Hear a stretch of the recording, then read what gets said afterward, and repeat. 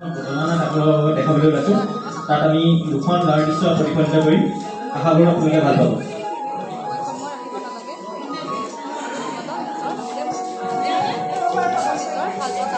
আমি দৃশ্যপটসমূহ কৈছোঁ।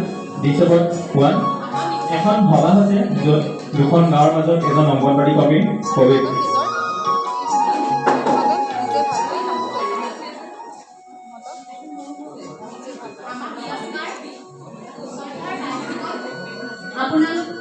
আপোনালোকৰ গাঁও পঞ্চায়তৰ এলেকাৰ অন্তৰ্গত মই এগৰাকী সক্ৰিয় অংগনবাড়ী কৰ্মী। আমি আজি সকলোৱে এই সভাত উপস্থিত হোৱাৰ মুখ্য উদ্দেশ্যটো হৈছে চৰকাৰে গাঁৱৰ পৰিৱেশসমূহ সুস্থ, চাফা তথা পৰিষ্কাৰ পৰিচ্ছন্নভাৱে ৰাখিবলৈ পদক্ষেপ হাতত লৈছে। যিহেতুকে বৰ্তমান বায়ু, পানী, মাটি প্ৰদূষণে গাঁওসমূহত অতি ভয়ংকৰ ৰূপ লৈছে। সেয়েহে ইয়াৰ সজাগতা আনিবৰ বাবে এই সভাখন অনুষ্ঠিত কৰা হৈছে। গতিকে আপোনালোকে কাইলৈৰ পৰা সকলো ৰাইজ মিলি গাঁওখন পৰিষ্কাৰ কৰাৰ কাৰ্যসূচীত অংশগ্ৰহণ কৰিছে। ধন্যবাদ।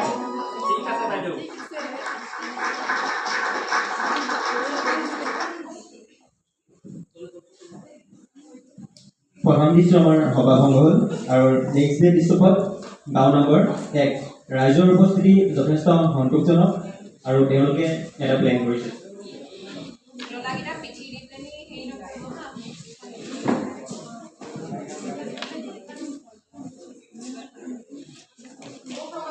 আমি সকলোৱে মিলি গাঁওখন পৰিষ্কাৰ কৰোঁ। সকলোৱে ঝাৰু বাহনিলৈ কামত লাগো ব'লা। ঠিক আছে, আমি কেইগৰাকী মানে ঘৰৰ চৌপাশবোৰ চাফা কৰোঁ না। অতি সুন্দৰ। তেতিয়াহ'লে আমি পুৰুষসকলে মিলি ৰাস্তা ঘাটকে চাফা কৰোঁ।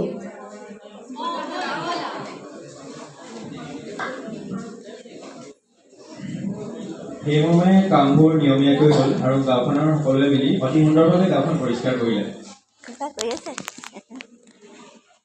নেক্সট দৃশ্যপট গাঁও নম্বৰ 2 ৰাইজৰ উপস্থিতি যথেষ্ট হেৰেঙা।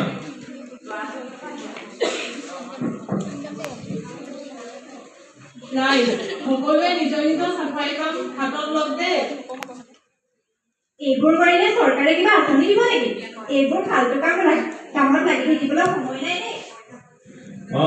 এইবোৰ কাম মই কৰিয়ে পোৱা নাই। মোৰ কৰিবলৈ বৰ দিন লাগিব কাম। তহঁতি যদি কোনেও নকৰ মই অকলে কিয় কৰিম? ময়ো নকৰোঁ যা।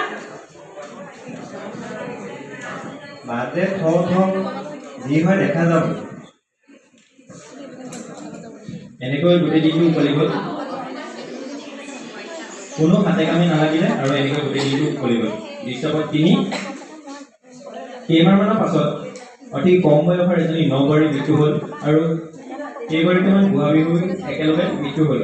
গাঁওখনত ন বেমাৰে জুৰুলা কৰিলে।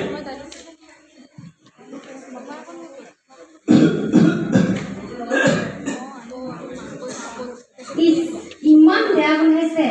ডক্টৰে ঠিকেই কৈছিলে, এই ন বেমাৰৰ মূল কাৰণটোৱেই হৈছে আপোনালোকৰ গাঁওখন অতি লেতেৰা। মই কোৱা মতে কামবোৰ কৰা হ'লে আজি আপোনালোকৰ এই কথা নহ'লেহেঁতেন।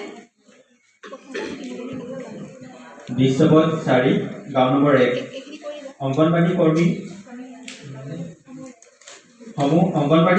সমূহ ৰাইজক সম্বোধন।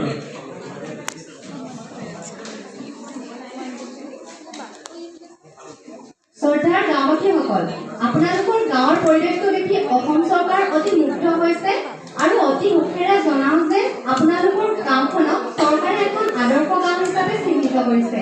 সেই সূত্ৰে আপোনালোকক 1 লাখ টকাৰ পুৰস্কাৰ ঘোষণা কৰিছে আৰু সকলোতকৈ ভাল খবৰটো হৈছে আপোনালোকৰ গাঁওখনত এটি স্বাস্থ্য কেন্দ্ৰ স্থাপন কৰাৰ পৰিকল্পনা কৰিছে।